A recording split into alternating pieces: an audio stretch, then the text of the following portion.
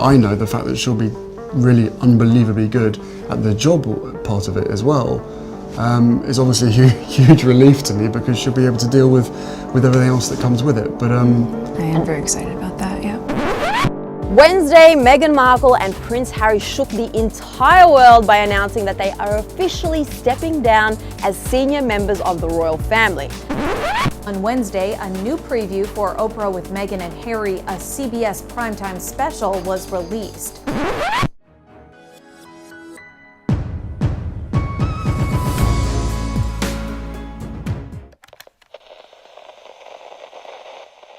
Hey guys, and welcome back to Exposing SMG. Make sure you're situated in a comfortable position and you're ready to digest this tea, because it's a lot. The internet is currently exploding over the TV promos that have been released by CBS, showing Meghan Markle and Prince Harry's highly anticipated Oprah interview.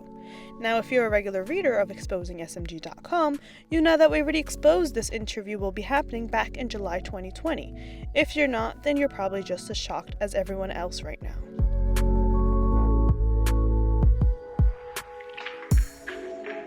Just as Meghan and Harry were about to say their piece, boom, they are faced with the allegations that Meghan bullied her palace staff and was the reason that so many of them were quitting. Automatically, everyone was like, well, this is obviously a calculated smear campaign and this is what the palace is doing to combat their Oprah interview, right? I mean, that is what Meghan's lawyers said. E! News received their official statement, which read, "The Duchess is saddened by this latest attack on her character, particularly as someone who has been the target of bullying herself, and is deeply committed to supporting those who have experienced pain and trauma. She is determined to continue her work building compassion around the world and will keep striving to set an example for doing what is right and doing what is good." In response to the accusations, Meghan and Harry's lawyer said that the Times, which we'll discuss in today's video, are being used by the palace to basically set this false narrative before they give their interview with Oprah. But this wasn't just any information reported by the British media. This didn't come from The Sun, the Daily Mail, or the Mirror. This came from the Times, which was a reputable site. They were conducting these interviews with palace staff, or former palace staff, for weeks now. This isn't one of those situations where you can buy off the newspaper and publish whatever the Queen desires. And the fact that Buckingham Palace said that they will be launching an official investigation means that this is bigger than it all seems. This isn't just a way to ridicule Meghan and Harry. And saying that Meghan's a target of bullying, so why would she bully, is a completely tone-deaf statement. The Times also exposes that the palace was protecting both Meghan and Harry, and that came at the well-being of the staff. So now the palace is under fire for turning a blind eye to the toxic workplace. Here's everything that was exposed through royal sources in which the Times interviewed. The Times writes that the staff was bullied and some reduced to tears. The source claims that they were humiliated by her on a number of occasions and that 2 personal assistants were driven away from the job. This has been a bubbling story ever since the royal wedding. A source even spoke to The Sun and said that Kate Middleton apparently told Meghan not to berate the staff because she was attacking Kate's staff. Kate was probably like, that's my job. I'm going to talk about the people that quit at the end of the video, but let's just get through what the Times reported. In late 2017, a senior aide spoke to Meghan and Harry about the difficulties they caused by their treatment of staff, and it is believed that Meghan said, "It's not my job to coddle people." To coddle someone means to treat them in an indulgent or overprotective way. Now, the writers for Finding Freedom, which Meghan was exposed to giving information to, wrote that Americans can be much more direct, and that often doesn't sit well in a much more refined institution of the monarchy. Insiders then argued that Meghan's behavior was more than just the regular old forward American behavior. They wrote that a former staff member said, "I had unpleasant experiences with her, I would definitely say humiliated." And at the time of all the complaints, Jason Knopf, who was Meghan and Harry's communications secretary at the time, made a bullying complaint. He literally wrote an email and sent it. Like, there was physical evidence that there were problems happening years ago. The Times even wrote that another member of the staff felt sick as they feared that Meghan was going to find out that they put in a complaint. Another source said that they treated Samantha Cohen terribly. They wrote, "Nothing was ever good enough. It was, she doesn't understand anything. She's failing." Samantha Cohen never came out to say anything, probably because she has worked with the royal family for 17 years and didn't see a point in selling out information.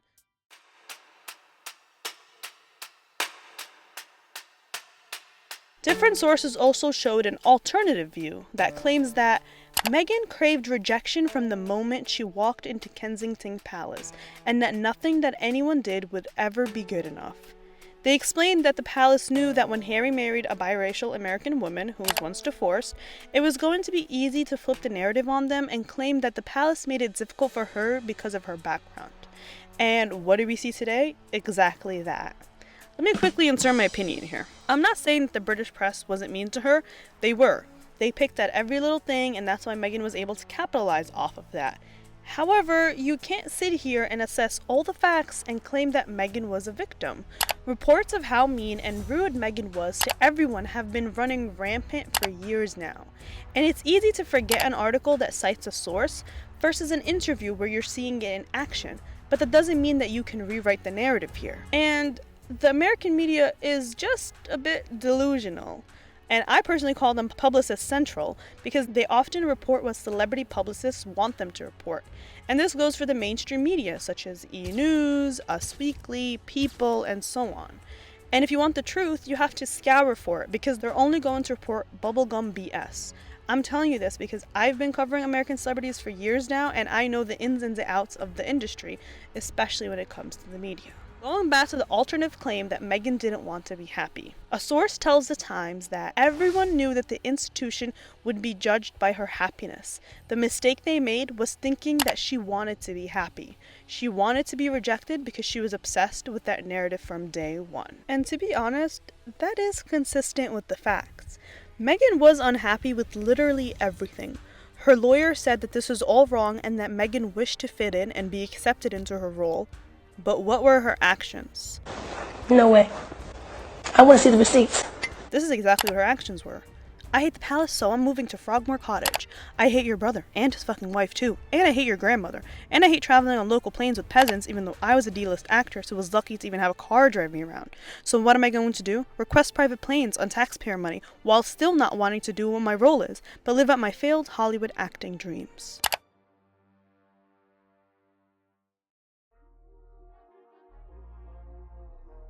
Not once did Meghan try to adapt to what her role was, a public servant of the royal family. So when did she try to be accepted, actually? She was complaining since day one. For me, it's an added member of the family. It's another team player as part of the bigger team. A different source tells the Times that she wanted to be the victim because then she could convince Harry that it was an unbearable experience and they had no choice but to move to America. And another source says, the way I see it, their view of not getting institutional support was that they were not getting permission to blow up the institution's relationships with the media. And get this, the Times reported that the palace even tried to help her acting dreams in hopes of this marriage not going south. Here's what they said. One conversation confirmed to the Times seems to reveal how much the palace was prepared to go out of its way to help Meghan. Before the wedding, the couple had a meeting with a senior aide who told them that the palace was doing everything it could to help and there was no need to think that she had to take on a role in a particular way, the source said. If she was passionate about the acting world, they could help her to think about finding a role within the film industry. The entire palace, because of everything about her and because of what Harry's previous girlfriends had been through, was bending over backwards to make sure that every option was open. They said Meghan thanked them, but said that she had no wish to carry on acting. Instead, she wanted to concentrate on her humanitarian work and to support Harry as a member of the royal family. Now, the ongoing issue now is that the staff felt like the palace was protecting Meghan and Harry at all means and in turn turning a blind eye to the toxic workplace. As I already stated, in October 2018, Jason Knopf apparently tried to get Buckingham Palace to protect staff who he claimed were coming under pressure from the Duchess, but a source says that Harry pleaded with Knopf not to pursue the complaint. And the truth is, the palace probably wouldn't have wanted these claims to come out because it reflects badly on them that the staff was suffering and nothing was being done to protect the workplace environment. Here's exactly what a senior aide claimed. She said that the actions of Meghan were more like emotional cruelty and manipulation, which I guess could also be called bullying. Now, this complaint ended up going to HR, but a source says that they felt like the institution didn't want to address the problem, but rather make it go away. The Times said that a source claimed senior people in the household, Buckingham Palace and Clarence House, knew that they had a situation where members of the staff, particularly young women, were being bullied to the point of tears. And they said that the institution just protected Meghan constantly. All the men in gray suits who she hates have a lot to answer for because they did absolutely nothing to protect the people. And after the royal wedding, the staff was dropping like flies. In December 2018, Meghan's personal assistant, Melissa, resigned just 6 months after the royal wedding. And a source told the Mirror that her job was highly pressurized, and in the end it became too much. She put up with quite a lot, and Meghan put a lot of demands on her, and it ended up with her in tears. And now everyone was shocked because Melissa was hugely talented and actually played a huge role in the success of the royal wedding. Melissa has previously worked for Robbie Williams and Madonna, both who are A-list celebrities who aren't the most easygoing. So how are you going to survive Robbie and Madonna but crack Meghan Markle? A biographer named Robert Jobson wrote that Harry became petulant since Meghan's wedding preparations were so stressful. And he wrote that raising his voice on occasion, Harry would insist, what Meghan wants, she gets. A different royal source defended Meghan by saying that she is simply not afraid to express her opinion. While many find her a little pushy, there are many in the royal household who have quickly taken to her. At the time, the palace declined to comment. Another person who was handpicked and appointed as Meghan's private secretary also stepped down in 2019. And then the news came after she, Amy, was supposed to succeed Samantha Cohen, who was working for the royal family for 17 years. And as I really stated, Samantha also left. And Meghan's bodyguard at the time, who hasn't been named, also stepped down after working for her less than a year. The facts show that this has been an ongoing problem that the palace ignored for years. Meghan and Harry can't expect to go on Oprah and be all dandy with the tea and expect their past to just watch silently. Anyways, I want to know what you guys think. Comment down below your thoughts and questions, and if you enjoyed this video, give it a like and subscribe. Thanks, and I'll see you next time.